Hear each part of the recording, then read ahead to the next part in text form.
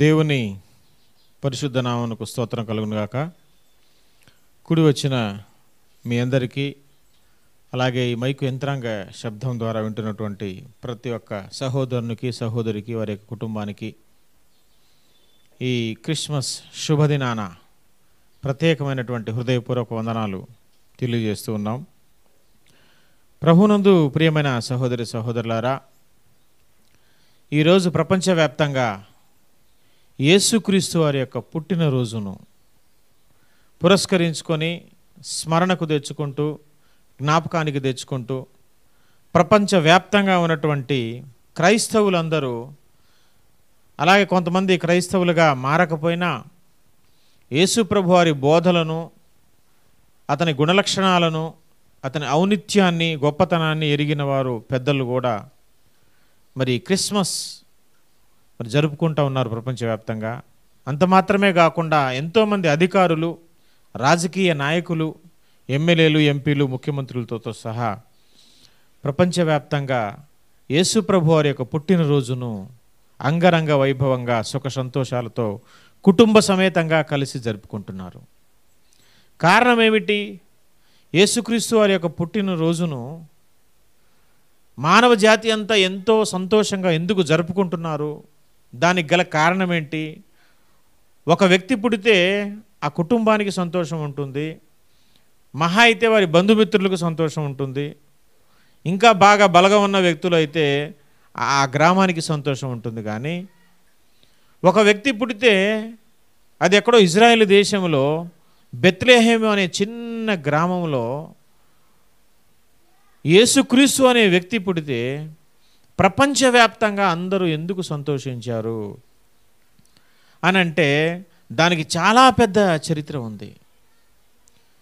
ఏంటినంటే అసలు దేవుడు నరవతారం ఎత్తి మానవుడిగా పుట్టాడు, అది అసలు విషయం. పుట్టిన వ్యక్తి నీలాగా నాలాగా మనందరిలాగా సాదాసీదా వ్యక్తి కాదు. ఈ విశ్వాన్ని సృష్టించిన దేవుడు ఒక ప్రత్యేకమైనటువంటి పనిని జరిగించటం కొరకు, ఒక ప్రత్యేకమైనటువంటి సంకల్పాన్ని నెరవేర్చటం కోసం, లోక కళ్యాణం కోసం, మానవ జాతికి ఒక గొప్ప మేలును కలుగు చేయటం కోసం దేవుడే మనలాంటి రక్తమాంసాలు ఉన్న దేహాలను ధరించుకొని ఈ లోకంలో పుట్టడం జరిగింది. దాన్ని మనం అందరం క్రిస్మస్ అంటున్నాం.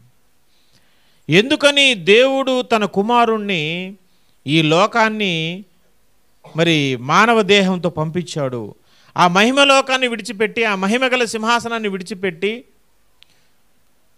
ఆ దేవత్వమును విడిచిపెట్టి దాసుడిగా మరి నిరుపేదగా ఈ లోకంలో పుట్టడానికి కారణం ఏంటి? దేవుడు ఎందుకు ఈ లోకానికి దిగి రావాల్సి వచ్చింది? దేవుడు ఎందుకు తన కుమారుణ్ణి మనకందరికీ ఒక వరముగా, ఒక బహుమానంగా, గిఫ్ట్గా ఇచ్చాడు? క్రిస్మస్ అంటేనే గిఫ్ట్ ఇవ్వటం. యేసుప్రభు వారిని తన కన్న కొడుకునే తండ్రి అయిన దేవుడు ఈ లోకానికి గిఫ్ట్గా ఇచ్చాడు. మనకి ఇవ్వబడిన గిఫ్ట్ ఏంటంటే యేసుప్రభు వారే. అందుకే యెషయా గ్రంథం 9వ అధ్యాయం 6వ వచనంలో మనం చదవకపోయినా అక్కడ ఒక మాట ఉంది. ఏంటనంటే, మనకు శిశువు పుట్టెను, మనకు కుమారుడు అనుగ్రహించబడెను. కుమారుడు అంట మనకు అనుగ్రహించాడంట దేవుడు. తన సొంత కుమారుణ్ణి లోక కళ్యాణం కోసం, మానవ జాతిని రక్షించటం కోసం దేవుడే గిఫ్ట్గా ఈ లోకానికి ఇచ్చాడు. మనకు కుమారుడు అనుగ్రహించబడ్డాడు. దేవునికి కుమారుడు మనకు అనుగ్రహించబడ్డాడు. ఎందుకని దేవుడు మనందరి కోసం, ఈ లోక కళ్యాణం కోసం తన కుమారుణ్ణి అనుగ్రహించాడు అని అంటే, దేవుడు ఒక మాట చెప్తున్నాడు బైబిల్ గ్రంథంలో. చూద్దాం. యోహాను సువార్త 3వ అధ్యాయము 16, 17, 18 వచనాలను గమనించినట్లయితే, యోహాను సువార్త 3వ అధ్యాయం 16, 17, 18 వచనాల్లో, దేవుడు లోకమును ఎంతో ప్రేమించెను, కాగా ఆయన తన అద్వితీయ కుమారునిగా పుట్టిన వాని యందు విశ్వాసముంచు ప్రతివాడును నశింపక నిత్య జీవము పొందునట్లు ఆయనను అనుగ్రహించెను. ఇందాకే చెప్పా కదా, కుమారుడు మనకు అనుగ్రహించెను. దేవుడు తన అద్వితీయ కుమారుని, జనితైక కుమారుని, ఏకైక కుమారుణ్ణి ఈ లోకానికి అనుగ్రహించాడంట. కారణం ఏంటి అని అంటే, దేవుడు లోకాన్ని ఎంతో ప్రేమించాడంట. ప్రేమించిన దేవుడు, లోకాన్ని ఎంతో ప్రేమించిన దేవుడు లోకం కోసం ఏమి ఇచ్చాడో తెలుసా? తన సొంత కుమారుణ్ణి, కన్న కుమారుణ్ణి ఈ లోకానికి గిఫ్ట్గా అనుగ్రహించాడు. దేవుడు మనల్ని ప్రేమిస్తే ఏదైనా గిఫ్ట్ ఇవ్వాలి, కానీ తన సొంత కొడుకును గిఫ్ట్ ఇవ్వటం ఏంటండి? సొంత కొడుకును ఎవరైనా గిఫ్ట్ ఇస్తారా? ఏక కొడుకు, ఒకే ఒక్క కొడుకు, ముద్దుల కొడుకు గిఫ్ట్గా ఎవరైనా ఇస్తారా? ప్రేమిస్తే ఇంకేదైనా వరం ఇవ్వాలి కానీ, ఇంకేదైనా మంచి మేలు చేయాలి కానీ, ఇంకేదైనా ఆశీర్వాదం ఇవ్వాలి కానీ, ఏదైనా భోగభాగ్యాలో ఏదైనా ఐశ్వర్యమో ఇవ్వాలి కానీ, కన్న కొడుకుని ఎందుకు ఇచ్చాడు అని అంటే 17వ వచనం చెప్తుంది, లోకము తన కుమారుని ద్వారా రక్షణ పొందుటకే గాని లోకమునకు తీర్పు తీర్చుటకు దేవుడు ఆయన లోకంలోనికి పంపలేదు. లోకము తన కుమారుని ద్వారా రక్షణ పొందాలంట. లోకానికి రక్షణ అవసరం, లోకం రక్షింపబడట అవసరం. లోకం చాలా డేంజర్ స్థితిలో ఉంది, లోకం చాలా ప్రమాదకరమైన స్థితిలో ఉంది. ఇంతకీ లోకం అంటే ఏంటి? మనుషులే. దేశం అంటే మట్టి కాదు, దేశం అంటే మనుషులు. లోకం అంటే మనుషులు. లోకానికి రక్షణ అవసరం. లోకం చాలా ప్రమాదంలో పడి ఉంది. లోకంలో ఉన్న మనుషులందరూ భయంకరమైనటువంటి స్థితిలో ఉన్నారు. వారికి రక్షణ అవసరం, వాళ్ళని రక్షించటం అవసరం. వాళ్ళని రక్షించాలంటే ఏకైక మార్గం తన కుమారుణ్ణి గిఫ్ట్గా ఇవ్వాల్సిందే, తన కుమారుణ్ణి బలిగా ఇవ్వాల్సిందే, తన కుమారుడు మన కోసం మరణించవలసిందే. లోకాన్ని రక్షించటం కోసమేనంట, తీర్పు తీర్చడానికి కాదంట. 18వ వచనంలో, ఆయన యందు విశ్వాసముంచు వానికి తీర్పు తీర్చబడదు, విశ్వసింపని వాడు దేవుని అద్వితీయ కుమారుని నామమందు విశ్వాసం ఉంచలేదు గనుక వానికి ఇంతకు మునుపే తీర్పు తీర్చబడెను. వాడికి అంతకుముందే తీర్పు తీర్చబడిందంట. యేసుప్రభు వారు ఈ లోకంలో నీ కోసం నా కోసం మనల్ని రక్షించడానికి పుట్టాడు. ఆయన దేవుని వరంగా ఈ లోకానికి దిగొచ్చాను. ఆయన దేవుని కుమారుడు, ఆయన సాక్షాత్తు దేవుడు. ఆయన నీ కోసం నా కోసం పుట్టాడు. ఆయన మనల్ని రక్షించటానికి పుట్టాడు. ఆయన గనుక నువ్వు విశ్వాసం ఉంచలేదనుకో, యేసయ్య ప్రేమను, యేసయ్య త్యాగాన్ని, యేసయ్య పుట్టుకను నువ్వు అర్థం చేసుకోలేదనుకో, ఆయన నిర్లక్ష్యం చేసావనుకో, ఆయన నామాన్ని తృణీకరించావనుకో, నీ హృదయంలో యేసుప్రభు నీ లోకంలో నువ్వు చేర్చుకోలేదనుకో, నీకు తీర్పు అంతకుముందే తీర్చేయబడింది. ఏంటో తెలుసా? నీ జీవితం ముగించబడిన తర్వాత నీవు వెళ్ళేది నిత్యాగ్ని దండన, నిత్యము కాలే అగ్నిగుండకాల సరస్సులోనికి, అగ్నిగంధకాల సరస్సులోనికే నీ జీవితం. ఇక నీ పర్మనెంట్ చిరునామా, నీ అడ్రస్ అంతా అక్కడే. ఇక ఎందుకని? దేవుడు తన కొన్న కుమారుణ్ణి నీకోసం వరంగా ఈ లోకాలకు పంపించి బలి చేస్తే నువ్వు ఆయన్ని నమ్మలేదు, సత్యాన్ని నువ్వు తృణీకరించావు, సత్యాన్ని అసహ్యించుకున్నావు, సత్యాన్ని ఎగతాళి చేసావు, యేసయ్య నామాన్ని నువ్వు అంగీకరించుకోలేదు, నీ హృదయంలో చేర్చుకోలేదు. కాబట్టి నీ జీవితం, నీ పర్మనెంట్ అడ్రస్ నిత్యాగ్ని దండనే, అగ్నిగుండానికి వెళ్ళిపోవాల్సిందే. నిన్నెవడు కాపాడలేడు. నిన్ను కాపాడటానికి ఏకైక మార్గమే యేసైతే, ఆ యేసునే నువ్వు తృణీకరిస్తే, ఆ యేసునే నువ్వు విశ్వసించకపోతే ఇక నీ అడ్రస్ ఇంక మారిపోయినట్టే. ఇక నన్ను కాపాడటానికి ఇంకెవడు రాడు, దేవుడే దిగొచ్చాడు. దేవుడే దిగొచ్చాడండి మానవ జాతిని రక్షించటానికి, నరవతారం ఎత్తి. నువ్వు ఆయన్నే రిజెక్ట్ చేసావు.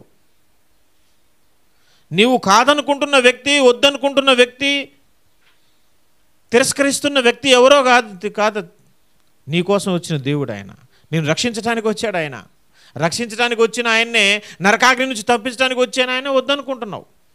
ఇప్పుడు నీకు తీర్పు తీర్చేసిబడింది. కానీ నువ్వు యేసునందు విశ్వాసం ఉంచితే, యేసుని హృదయంలో చేర్చుకుంటే, యేసు రక్తం కిందకి నువ్వు రాగలిగితే, నీ కుటుంబం, నీ పిల్లలు రాగలిగితే నీకు తీర్పు తీర్చిబడినట్టే. ఏంటో తెలుసా? ఇక నిత్యాగ్ని గుండా నిన్ను తప్పించుకున్నట్టే. నిన్ను ఎవడు అక్కడికి తీసుకెళ్ళలేడు. దేవుడు మనల్ని ప్రేమించాడు. మనల్ని ప్రేమించే తన కన్న కుమారుణ్ణి మన కోసం బలిగా ఈ లోకంలోనికి పంపించాడు. అదే క్రిస్మస్. యేసయ్య పుట్టింది ఆయన కోసం కాదండి. ఆయనకు అసలు ఈ జన్మే అవసరం లేదు. ఆయనకి ఈ రోత జన్మ, మట్టి జన్మ, పాపపు జన్మ. పరిశుద్ధంగా నీ కోసం నా కోసం పుట్టాడు ఆయన మనల్ని రక్షించటానికి. దేవుడు మనల్ని ప్రేమించాడంట. రోమాపత్రిక 5వ అధ్యాయము 8-9 వచనాలను కూడా ఒకసారి మనం చూద్దాం. రోమాపత్రిక 5వ అధ్యాయం 8-9 వచనాల్లో, అయితే దేవుడు మన ఎడల తన ప్రేమను వెల్లడిపరుచుచున్నాడు. ఎట్లనగా మనం ఇంకను పాపలమై ఉండగానే క్రీస్తు మన కొరకు చనిపోయెను. దేవుడు తన ప్రేమనంట మన ఎడల వెల్లడిపరుస్తున్నాడంట, వ్యక్తపరుస్తున్నాడంట. ఎలాగంటే మనం ఇంకను పాపలమై ఉండగానే మన కొరకు చచ్చిపోయాడు ఆయన. మనల్ని దేవుడు ప్రేమించింది కూడా ఎప్పుడు? పాపులుగా ఉండగానే దేవుడు మనల్ని ప్రేమించాడట. పాపిని ఎవడన్నా ప్రేమిస్తాడా? తాగుబోతోళ్ళతో తాగుబోతోళ్ళు అంటే నాకు బాగా ఇష్టం అని ఎవరిని చెప్పగలుగుతాడా? ఒక వ్యభిచారిని ప్రేమిస్తాడా? ఒక దొంగను ప్రేమిస్తాడా? ఒక హంతకుడిని ప్రేమిస్తాడా? ఒక మోసకారిని ఎవరైనా ప్రేమిస్తే మీరు ప్రేమిస్తారండి? మనం ప్రేమిస్తామా? మనం నీచులము, పాపులము, మోసగాళ్ళము, హంతకులము, వ్యభిచారులము, త్రాగుబోతులమై ఉండగా దేవుడు మనల్ని పిలిచాడు, దేవుడు మనల్ని ప్రేమించాడు. ఎందుకని? ఆ స్థితిలో ఉన్న నీవు నేను ఈ జీవితం ముగించిన తర్వాత అగ్నిగుండంలోనికి వెళ్ళిపోతాం. మనం ఆయన పిల్లల్లో మనల్ని ఆయన సృష్టించాడు తల్లి గర్భంలో. ఆ దేవుడే, ఏ దేవుడు అయితే మనల్ని సృష్టించాడో ఆ దేవుని కళ్ళ ముందు మానవ జాతి అంత పాపులుగా మారిపోయి అగ్నిగుండంలోనికి వెళ్ళిపోతుంది. ప్రేమగల దేవుడు చూడలేక ఆయన కుమారుణ్ణి ఈ లోకానికి పంపించాడు, నీ కోసం నా కోసం, మనల్ని రక్షించటానికి.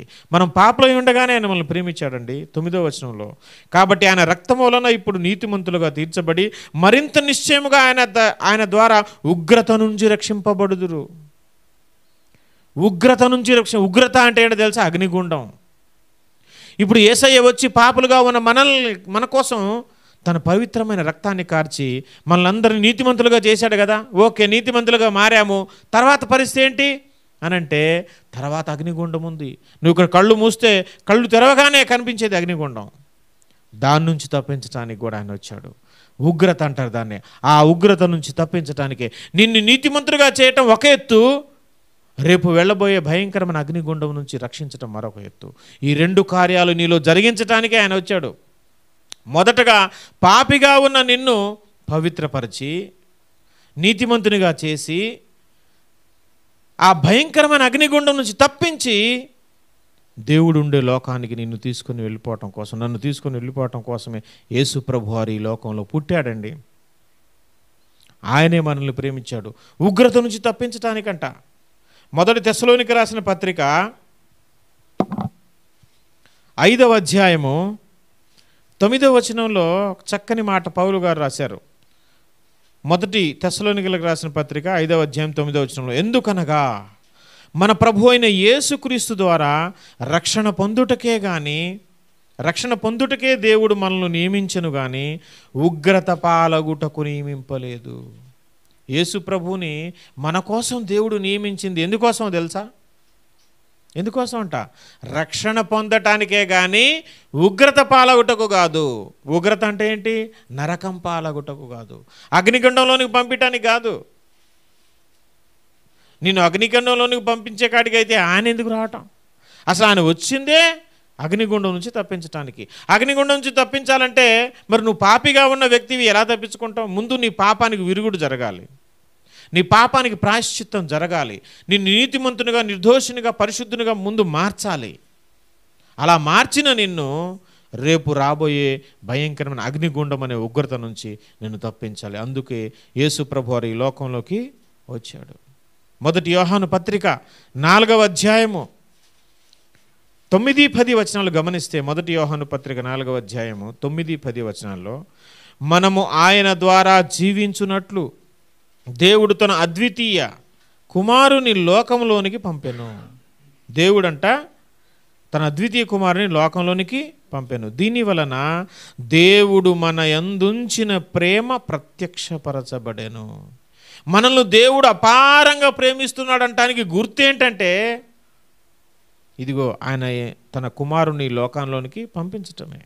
10వ వచనం, మనము దేవుని ప్రేమించితిమని కాదు, తానే మనలను ప్రేమించి. ఫస్ట్ ప్రేమించింది ఎవరు చెప్పండి? దేవుడే. దేవుడు ప్రేమించినప్పుడు మనం ఏ స్థితిలో ఉన్నాం చెప్పండి? పాపపు స్థితిలో, మోసకారులుగా ఉన్నాం, వ్యభిచారులుగా ఉన్నాం, దొంగలుగా ఉన్నాం, హంతకులుగా ఉన్నాం. అలాంటి స్థితిలో దేవుడే మనల్ని ప్రేమించి మన పాపములకు ప్రాయశ్చిత్తమై ఉండుటకు తన కుమారుని పంపెను. ఇందులో ప్రేమ ఉన్నది.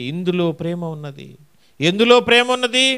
పాపిగా ఉన్న నిన్ను ప్రేమించి తన కుమారుణ్ణే నీ కోసం బలిగా అర్పించేటట్టు, నీ కొరకు బహుమానంగా ఇచ్చేయటం, ఇందులో ప్రేమ ఉన్నది. మన కోసం తన కన్న కొడుకుని ఇచ్చేసాడండి. అదండి అసలైన ప్రేమ అంటే. దేవుడు లోకాన్ని ఎంతో ప్రేమించాడంటే ఇదండి ప్రేమ. ఎప్పుడు త్యాగాన్ని కోరుకుంటుంది. మనం ప్రేమించే వ్యక్తుల కోసం మనం ఏదో ఒకటి చేయాలని తపన పడుతూ ఉంటాం. ఏమీ చేయలేనప్పుడు, ఏ బహుమానం ఇవ్వలేనప్పుడు ఒక వ్యక్తిని నేను ప్రేమిస్తానని ఎట్లా చెప్తాం మనం? షాజహాన్ తాజ్మహల్ కట్టాడు తన భార్య ప్రేమకు గుర్తుగా. ప్రేమించిన వారి కోసం, తన భార్యను ప్రేమించిన తన భార్య కోసం తాజ్మహల్ కట్టాడు ఆయన. ఇలా దేశ చరిత్రలో, ప్రపంచ చరిత్రలో మనం గమనిస్తే ఎంతోమంది వారికి ప్రేమకు గుర్తుగా ఎన్నో చేశారు. కానీ విశ్వాన్ని సృష్టించిన దేవుడు, నిన్ను నన్ను తల్లి గర్భంలో సృష్టించిన దేవుడు మనల్ని అపారంగా ప్రేమిస్తున్నాడు అంటానికి గుర్తుగా మనల్ని భయంకరమైన అగ్ని గుండము నుంచి తప్పించటం కోసం, రక్షించటం కోసం, మనలందరినీ మరల మహిమ మేఘం ఎక్కి ఆ దేవుడున్న స్థలానికి తీసుకొని వెళ్ళటం కోసం మార్గముగా, నిత్య జీవముగా తన కన్న కుమారుణ్ణి ఈ లోకానికి పంపించిన గొప్ప దేవుడండి యేసుప్రభు. మనం ఆయన ద్వారా రక్షింపబడటానికేనట. 19వ వచనంలో చూస్తే, 1 యోహాను 4:19లో, ఆయనే మొదట మనలను ప్రేమించెను గనుక మనము ప్రేమించుచున్నాము. చెప్పండి. ఆయనే మొదట మనలను ప్రేమించెను గనుక మనం ప్రేమిస్తున్నాం. మన ప్రేమ చూడు ఎలాగుందో. ముందు దేవుడు మనల్ని ప్రేమించాడు, తర్వాత మనం ఆయన ప్రేమించడంలో అసలు ఆశ్చర్యం ఏమున్నది? ఆయన మనల్ని ప్రేమించడంలో ఆశ్చర్యం ఉంది. కానీ ఎందుకని? ఆయన ప్రేమామయుడు, మంచితనం కలిగినవాడు, అపార శక్తి సంపన్నుడు, జాలి కలిగిన దేవుడు, కనికరం కలిగిన దేవుడు, ప్రేమ కలిగిన దేవుడు, ఆపదలో ఆదుకునే దేవుడు, సర్వజ్ఞాని, సర్వసంపన్నుడు, మహిమ కలిగిన దేవుడు, మంచి చేసే దేవుడు, అబద్ధమాడని దేవుడు, మోసము చేయని దేవుడు, మాట తప్పని దేవుడు, కునుకక నిద్రపోక మనల్ని ఎల్లప్పుడూ కాపాడే దేవుడు. ఇన్ని మంచి గుణ లక్షణాలు ఉన్న వ్యక్తిని ఎవరన్నా ప్రేమించకుండా ఉంటారా? మనం దేవుని ప్రేమించడంలో ఆశ్చర్యం లేదు. ఆయన మంచి ఆయన కాబట్టి ప్రేమిస్తున్నాం, ఆయన గొప్ప వ్యక్తి కాబట్టి, ప్రేమ కలిగిన వ్యక్తి కాబట్టి ప్రేమిస్తున్నాం. కానీ దేవుడు మనల్ని ప్రేమించడం ఆశ్చర్యం కాదా? మనలో ఏ మంచి క్వాలిటీస్ ఉన్నాయి అసలు మనల్ని ప్రేమించడానికి? ఆ ప్రేమించిన వ్యక్తి సాదాసీదా వ్యక్తి కాదు, విశ్వాన్ని సృష్టించిన దేవుడు ఆయన.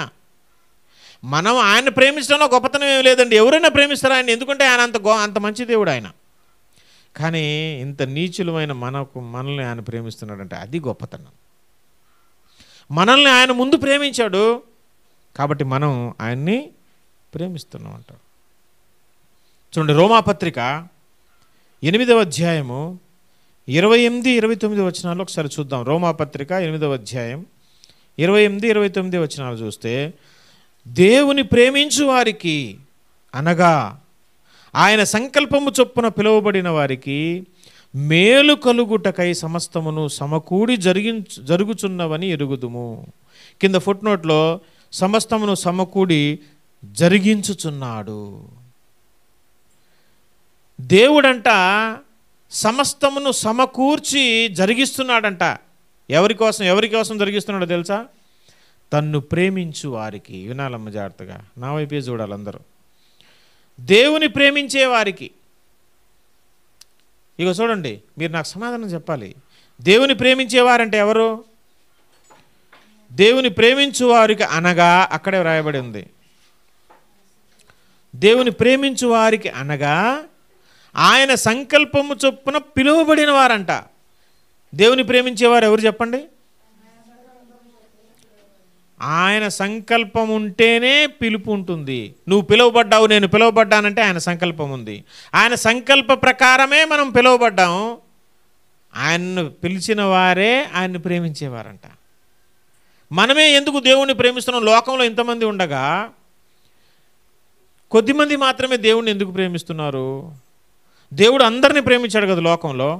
దేవుడు లోకంలో అందరినీ ప్రేమించాడు, అందరికీ సువార్త ప్రకటింపజేశాడు. తన సాక్ష్యాన్ని ఈ సృష్టిలో ప్రతి వస్తువులో ఆయన పెట్టాడు. కానీ కొందరు మాత్రమే దేవుని ప్రేమకు లోబడి ఆయన ప్రేమను అర్థం చేసుకొని దేవుని వైపు ఆకర్షింపబడి దేవుని ప్రేమించడం స్టార్ట్ చేశారు. కొందరే దేవుని ప్రేమించడం స్టార్ట్ చేశారు. అందరినీ దేవుడు ప్రేమిస్తే దేవుణ్ణి ప్రేమించడానికి ముందుకు వచ్చిన వారు ఎంతమంది? కొద్దిమందే. వాళ్ళని దేవుడు ఇంకా అమితంగా ఇప్పుడు ప్రేమిస్తున్నాడు. దేవుణ్ణి ప్రేమించే వాళ్ళు వాళ్ళే ఈ లోకంలో. అందరూ దేవుని ప్రేమించట్లా. దేవుని దూషించే వాళ్ళు ఉన్నారు, సత్య మార్గాన్ని దూషించే వాళ్ళు ఉన్నారు, ఉగ్రతా పాత్రలుగా మారిపోయిన వాళ్ళు ఉన్నారు. దేవుణ్ణి ప్రేమించేవారు ఈ లోకంలో కొంతమంది ఉన్నారు. వాళ్ళు ఎవరంటే దేవుని సంకల్పం ప్రకారం పిలువబడిన వారు. వారికంట మేలు చేయటానికే సమస్తం సమకూర్చి దేవుడు జరిగిస్తున్నాడంట. ఈ లోకంలో దేవుణ్ణి ప్రేమించేవారు ఉన్నారండి కొంతమంది. వాళ్ళకి మేలు చేయటానికి ఆయన సమస్తమును సమకూర్చి జరిగిస్తున్నాడు. చెప్పండి, దేవుడు ఎందుకు సమస్తమును సమకూర్చి జరిగిస్తున్నాడు? కొందరికి మేలు కలుగుటకై. ఎవరా కొందరు? దేవుణ్ణి ప్రేమించేవారు. దేవుణ్ణి ప్రేమించేవారు అంటే ఆయన సంకల్పం చొప్పున పిలువబడిన వారు. 29వ వచనం చూడండి. ఎందుకనగా తన కుమారుడు అనేక సహోదరులో జ్యేష్ఠుడగున్నట్లు దేవుడు ఎవరిని ముందుగా ఎరిగెనో వారు తన కుమారునితో సారూప్యం గలవారగుటకు వారిని ముందుగా నిర్ణయించెను. చెప్పండి నాకు. దేవుడు ఎవరిని ముందుగా ఎరిగెనో వారిని ముందుగా నిర్ణయించెను. చెప్పండి, ముందుగా ఎవరిని ఎరిగెనో వారిని ముందుగా నిర్ణయించు. నిర్ణయం ఎప్పుడు జరిగింది? ముందుగా. ఎరగటం ఎప్పుడు జరిగింది? ముందుగా. దేవుడు ముందుగా ఎవరిని ఎరిగెనో వారినే నిర్ణయించాను. ఎవరిని ఎరిగినో వారినే ఏమని ఎరిగాడు?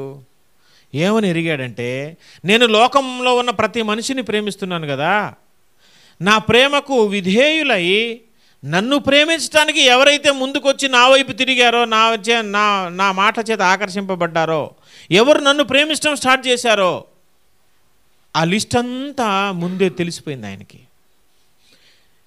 సువార్త ప్రకటిస్తున్నప్పుడు, యేసు వాక్యము ప్రకటిస్తున్నప్పుడు, సత్యదేవుణ్ణి వీధుల్లో ప్రకటిస్తున్నప్పుడు ఎందరైతే హృదయాన్ని దేవుని వైపు త్రిప్పి దేవుని వాక్యం చేత ఆకర్షింపబడి దేవుని ప్రేమించడం స్టార్ట్ అవుతారో వాళ్ళందరినీ దేవుడు ముందే ఎరిగాడంట. ఎవరెవరు రక్షణలోకి వస్తారు, ఎవరెవరు యేసు ప్రభువుని నమ్ముకుంటారు, ఎవరెవరు నమ్ముకోరు అన్న విషయం ఆయన ముందే తెలిసిపోయి వారిని మాత్రమే ఆయన పిలిచాడట. ఎవరిని ముందుగా ఎరిగేనో వారినే పిలిచాను. ఇప్పుడు మనం అందరం పిలువబడ్డామా లేదా? నా వైపు చూసి చెప్పండి, మనం అందరం పిలువబడ్డామా లేదా? మనం పడ్డామండి అంటే దేవుడు మనల్ని ముందే ఎరిగాడు. ముందే ఎరిగాడు కాబట్టి మనల్ని ముందే నిర్ణయించుకున్నాడు. ముందే నిర్ణయించుకున్న తర్వాత ఏం జరిగిందో చూడండి. మరియు ఎవరిని ముందుగా నిర్ణయించినో వారిని పిలిచెను. డిసైడ్. నిర్ణయం అంటే డిసైడ్. ఇదిగో వాడిని పిలవాలి, ఫలానా వాడిని పిలవాలి, ఫలానా వాడిని పిలవాలి, నా పిలుపు ఇదిగో వాడికి వెళ్ళాలి, నా పిలుపు లెటర్ ఇదిగో ఫలానా వ్యక్తులకి వెళ్ళాలని ముందే ఆయన నిర్ణయం డిసైడ్ చేసుకున్నాడు. ఇప్పుడు మనం డ్యాన్స్ వేసాం, పిల్లలు డ్యాన్స్ వేసారు. డ్యాన్స్లో ఎవరెవరు అనేది ముందే నిర్ణయం జరిగిందా లేదా? నిర్ణయం చేయలేదా? నిర్ణయం చేసుకున్న తర్వాతనే డ్యాన్స్ స్టార్ట్ చేశారు.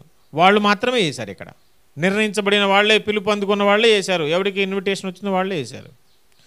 దేవుడంట తన ప్రేమను అర్థం చేసుకొని తన వైపు ఎవరు ఆకర్షింపబడతారో వాళ్ళు ముందే ఎరిగాడంట. ఆయన ఎరిగిన వారిని ఆయన డిసైడ్ చేసి నిర్ణయించుకున్నాడంట, రాసుకున్నాడంట. ఆ రాసుకున్నవాడికి లెటర్ పంపించాడు, పిలుపు లెటర్ వచ్చిందంట. ఎవరిని పిలిచెనో వారిని నీతిమంతులుగా తీర్చెను. ఇగో పిలిచిన వారే రక్షణలోకి వచ్చారు, యేసుప్రభు నమ్ముకున్నారు, బాప్తిసం తీసుకున్నారు. ఇప్పుడు మనల్ని నీతిమంతులుగా చేశాడా లేదా? యేసయ్య రక్తంలో మనం కడగబడ్డామా లేదా? మనం నీతిమంతులుగా మారామా లేదా? పరిశుద్ధాత్మ మనలోనికి వచ్చిందా లేదా? ఇప్పుడు మనం యేసయ్య రక్తంలో కడగబడిన నీతిమంతులం. దేవుడు ఎవరిని ముందుగా ఎరిగానో వాడిని ఏర్పాటు చేసుకున్నాడు, ఎవరిని ఏర్పరచుకున్నాడో వాడిని పిలిచాడు, ఎవరిని పిలుచుకున్నాడో పిలిచిన వాడిని తీసుకొచ్చి ఏం చేశాడు? నీతిమంతులుగా చేశాడు. మీరు చెప్పట్లేదు నాకు. ఎవరిని నీతిమంతులుగా తీర్చెనో వారిని మహిమపరిచెను. 30వ వచనంలో ఎవరిని నీతిమంతులుగా చేశాడు వాడిని ఏం చేశాడంట? మహిమపరిచ. వారిదే పరలోక రాజ్యం. వారిదే పరలోక రాజ్యం. పరలోక రాజ్యం అందరికీ లేదండి. అందరూ మహిమపరచబడిన వారు కాదు. అందరూ నీతిమంతులుగా తీర్చబడలేదు. అందుకే కొన్ని కోట్ల మంది రోజు నరకానికి వెళ్ళిపోతున్నారు చచ్చిపోయి. మరి వాళ్ళు నీతిమంతులుగా తీర్చబడిన వారైతే, మహిమపరచబడిన వారైతే అగ్నిగోళానికి ఎందుకు వెళ్తారు? మరి వాళ్ళు సువార్త వినలేదా? వాళ్ళు ఊళ్ళో ఎవరు చెప్పలేదా?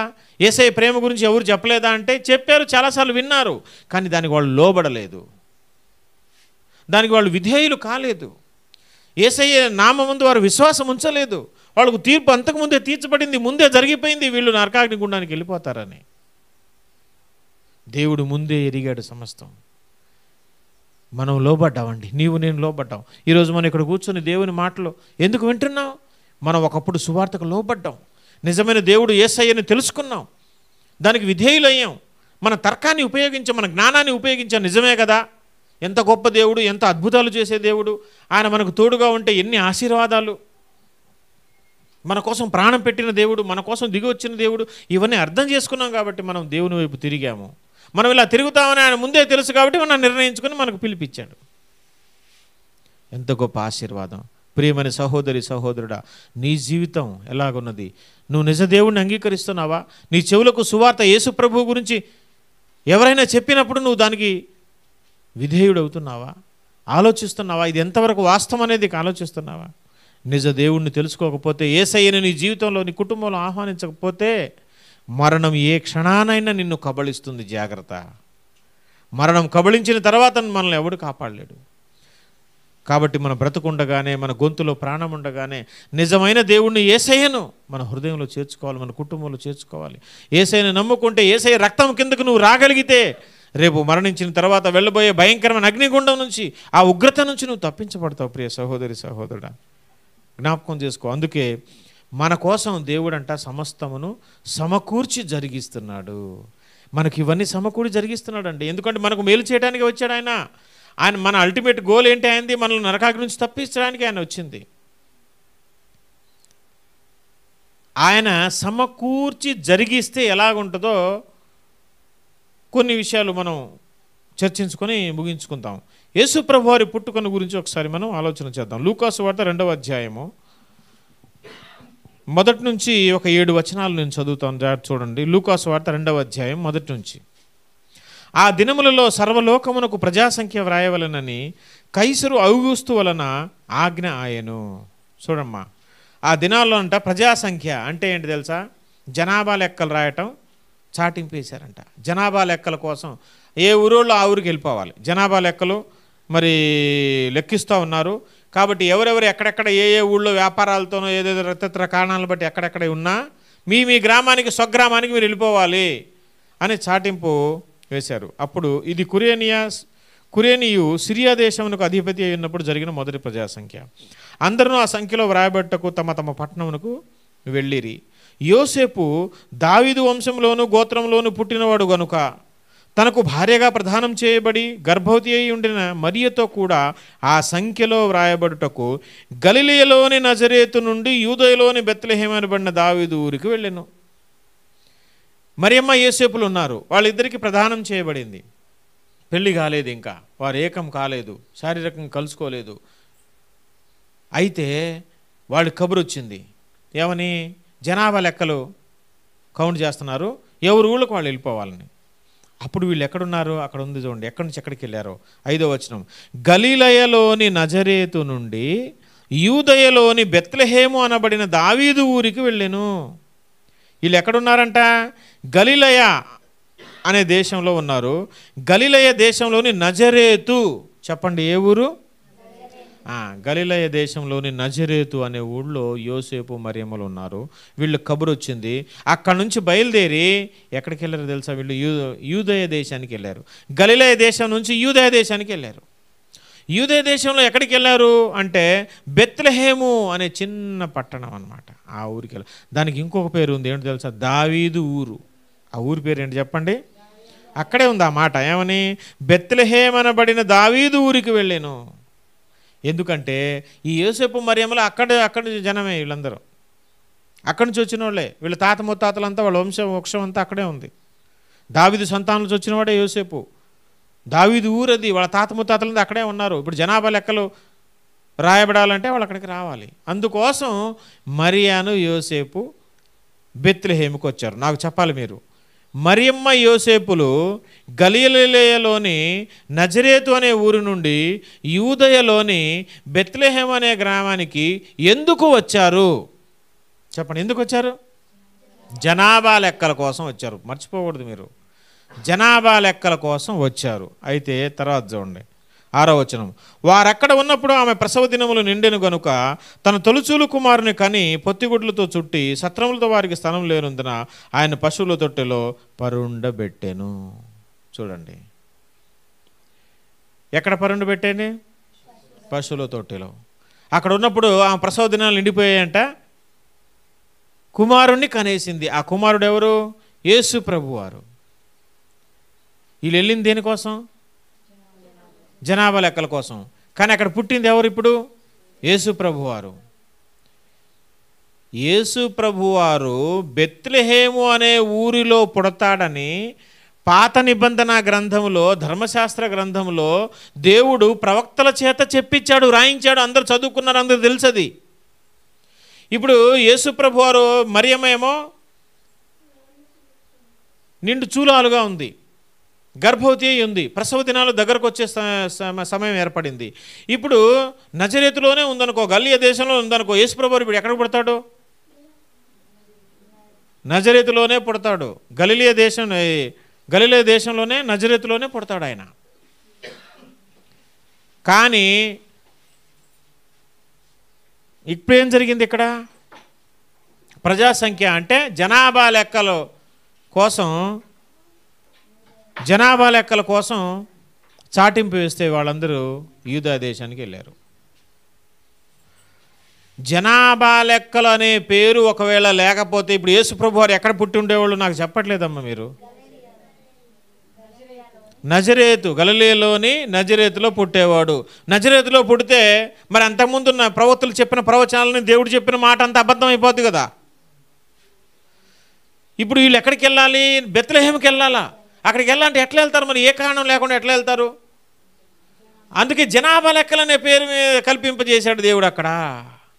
వీళ్ళని ఎక్కడికి ఎలాగైనా సరే నజరేతు అనే ఊరికి తీసుకెళ్ళాలండి. ఇప్పుడు అలా తీసుకెళ్ళటం కోసం దేవుడు సమకూర్చి జరిగిస్తున్నాడు, సమస్తమును సమకూర్చి జరిగిస్తున్నాడు బెత్లెహేము అనే ఊరికి తీసుకెళ్ళటం కోసం. అక్కడికి తీసుకెళ్ళాలంటే ఇప్పుడు ఏం అంక వచ్చింది? అక్కడ జనాభా లెక్కలనే అంక వచ్చింది. దేవుడు ఎంత తెలివిగా, ఎంత ఇదిగా తన ప్రణాళిక నెరవేరుస్తున్నాడో చూడండి. యేసుప్రభు వారి పట్ల ఆయనకున్న ప్రణాళిక. ఆయన దేవుడు ఒకసారి మాట ఇస్తే ఆయన అబద్ధం ఆడే దేవుడు కాదు. ఎన్ని తరాలు యుగాలు గడిచినా ఎప్పుడో యెషయా గ్రంథంలో, మీకా గ్రంథంలో ఉన్న ప్రవచనాలు, ఇర్మియా గ్రంథంలో ఉన్న ప్రవచనాలు, యేసుప్రభు వారి కంటే ముందు ఎప్పుడో పాత నిబంధన గ్రంథంలో 850-900 సంవత్సరాల క్రితం చెప్పబడిన మాటల్ని దేవుడు మర్చిపోలేదు. తన బిడ్డల కోసం సమస్తమును సమకూర్చి జరిగిస్తాడు ఆయన.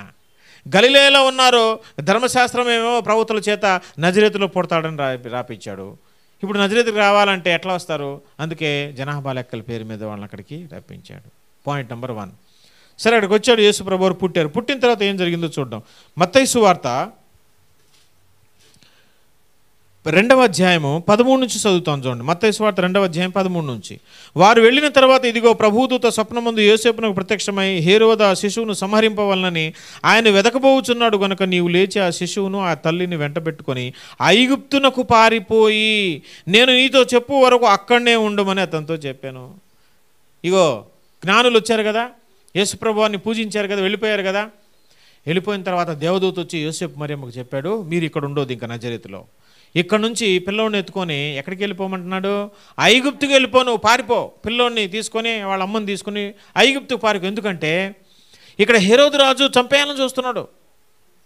ఈయన చచ్చిపోతే ఎట్లాగా, మానవ జాతికి రక్షణ ఎలాగా? కాబట్టి నువ్వు ఈ చిన్న పిల్లోడిని ఎత్తుకొని తల్లిని తీసుకొని ఏ ఊరు వెళ్ళాలి చెప్పండి నాకు? ఐగుప్తుకి వెళ్ళిపోమంటున్నాడు. ఏమండి ఇంకేం దేశాలు లేవా?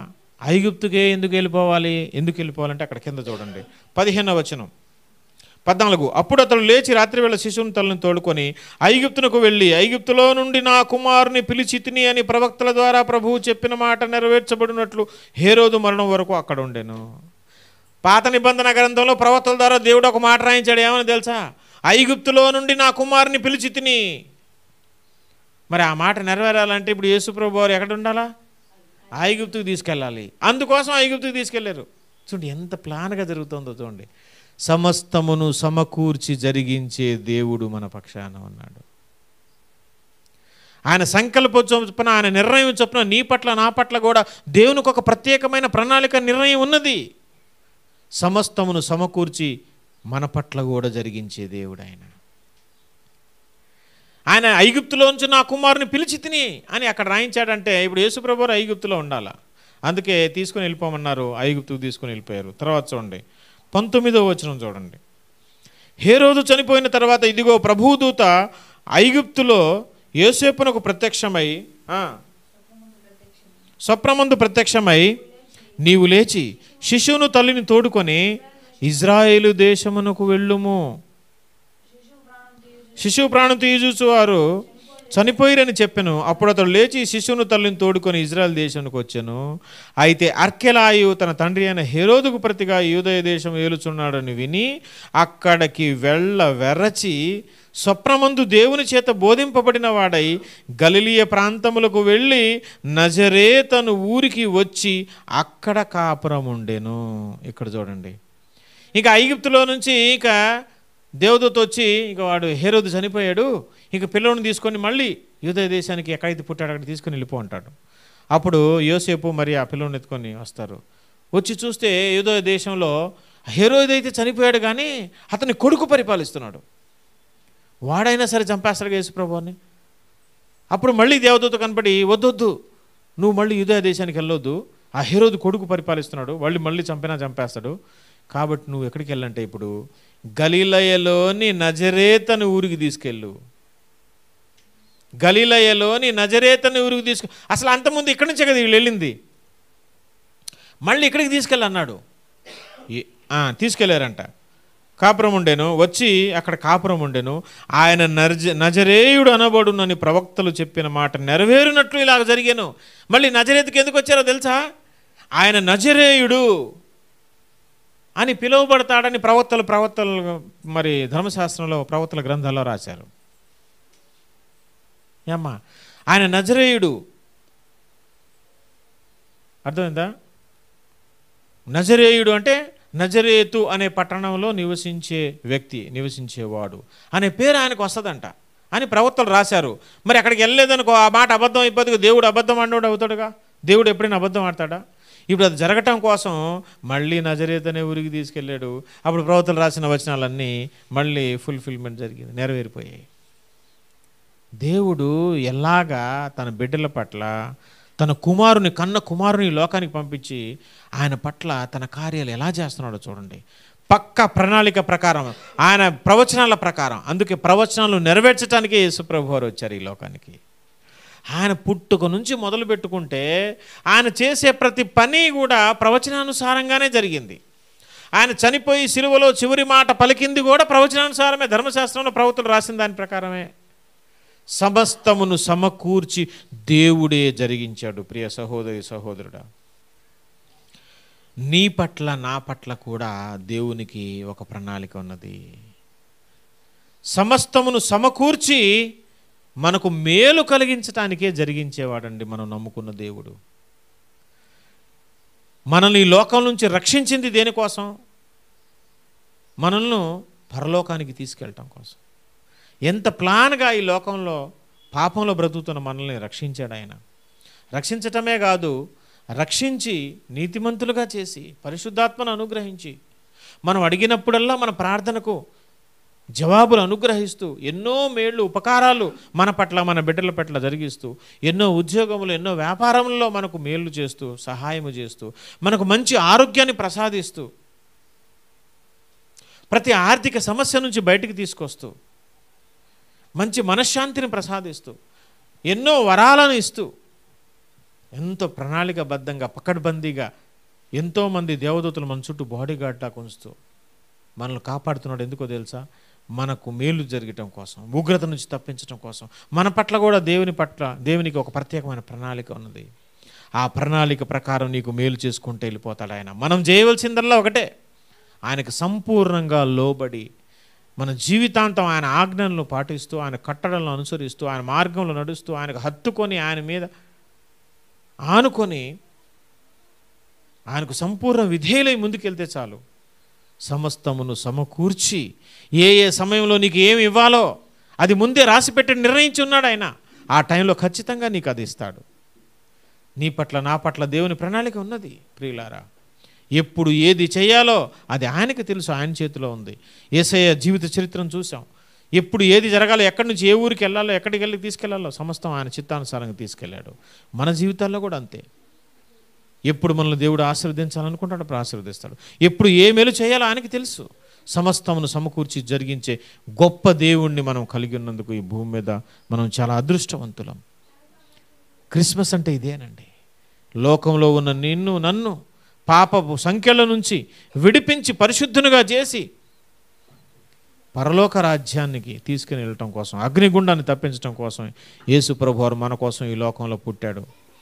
ఇదే అసలైన క్రిస్మస్. కాబట్టి యేసునందు విశ్వాసం ఉంచండి, మీరు మీ ఇంటి వారు రక్షింపబడతారు. దేవుడు మనకు సహాయం చేయనుగాక. ఆమేన్.